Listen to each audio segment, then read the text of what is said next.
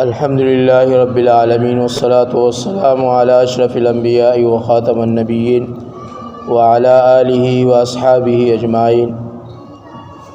عن ابی موسیٰ رضی اللہ تعالی عنہ قال قال النبی صلی اللہ علیہ وسلم مثل الذی یذکر ربہ والذی لا یذکر ربہ مثل الحی والمیت او کما قال علیہ الصلاۃ والسلام۔ حضور اکرم صلی اللہ علیہ وسلم کا ارشاد ہے کہ جو شخص اللہ تعالیٰ کا ذکر کرتا ہے اور جو نہیں کرتا، ان دونوں کی مثال زندہ اور مردے کی سی ہے کہ ذکر کرنے والا زندہ ہے اور ذکر نہ کرنے والا مردہ ہے۔ حضور صلی اللہ علیہ وسلم کا ارشاد ہے کہ جو شخص اللہ تعالیٰ کا ذکر کرتا ہے اور جو نہیں کرتا،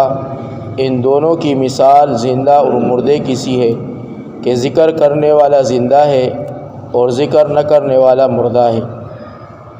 فائدے میں لکھتے ہیں زندگی ہر شخص کو محبوب اور مرنے سے ہر شخص ہی گھبراتا ہے۔ حضور صلی اللہ علیہ وسلم کا ارشاد ہے کہ جو اللہ تعالیٰ کا ذکر نہیں کرتا وہ زندہ بھی مردے ہی کے حکم میں ہے، اس کی زندگی بیکار ہے۔ بعض علماء نے فرمایا یہ دل کی حالت کا بیان ہے کہ جو شخص اللہ کا ذکر کرتا ہے اس کا دل زندہ رہتا ہے، اور جو ذکر نہیں کرتا اس کا دل مر جاتا ہے۔ اور بعض علماء نے فرمایا کہ تشبیہ نفع اور نقصان کے اعتبار سے ہے کہ اللہ تعالیٰ کا ذکر کرنے والے شخص کو جو ستائے وہ ایسا ہے جیسا کسی زندہ کو ستائے کہ اس سے انتقام لیا جائے گا اور وہ اپنے کیے کو بھگتے گا، اور غیر ذاکر کو ستانے والا ایسا ہے جیسا مردہ کو ستانے والا کہ وہ خود انتقام نہیں لے سکتا۔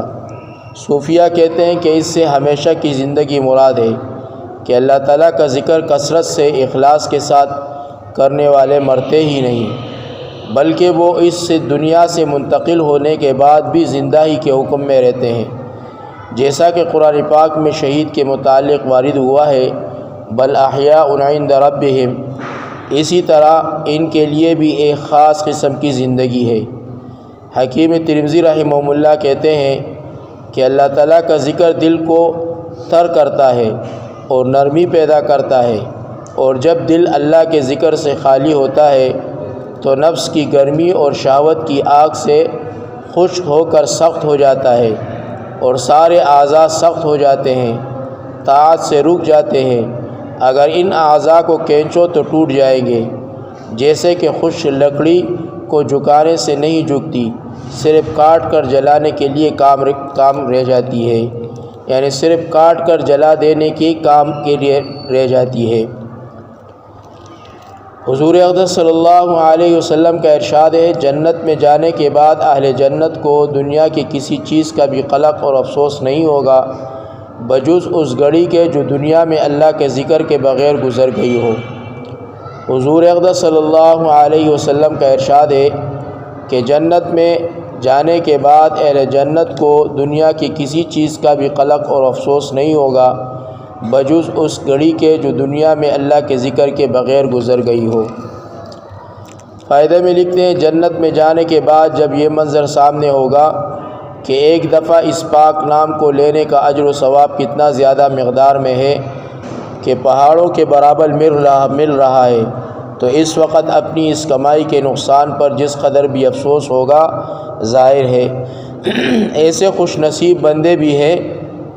جن کو دنیا ہی میں بغیر ذکر اللہ کے بھی اچھی معلوم نہیں ہوتی۔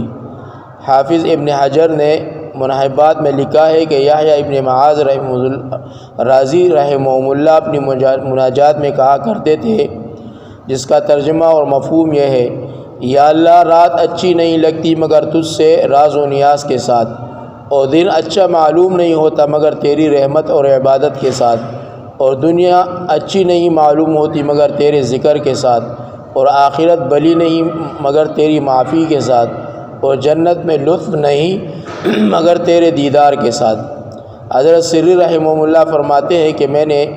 جرجانی رحمہ اللہ کو دیکھا کہ ستو پاک رہے، میں نے پوچھا یہ خشک ہی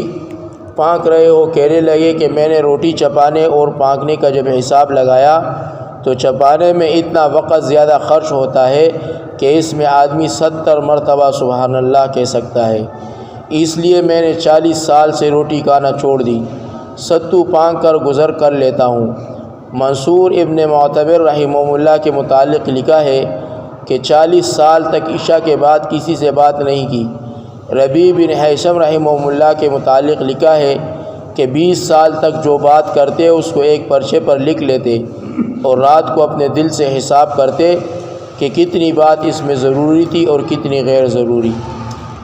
اللہ رب العزت نے منکو لبد احادیث مائن عمل توفیق را کی اور بکثرت سے اللہ رب العزت سارا و ماقام قدم قدم مائن اللہ ذکر توفیق را کی۔ اللہم ربنا آتنا فی الدنیا حسنہ وفی الآخرۃ حسنۃ وقنا عذاب النار۔ ربنا ظلمنا انفسنا وإن لم تغفر لنا وترحمنا لنکونن من الخاسرین۔ سبحان ربک رب العزت عما یصفون وسلام علی المرسلین۔ آمین برحمتک یا ارحم الراحمین۔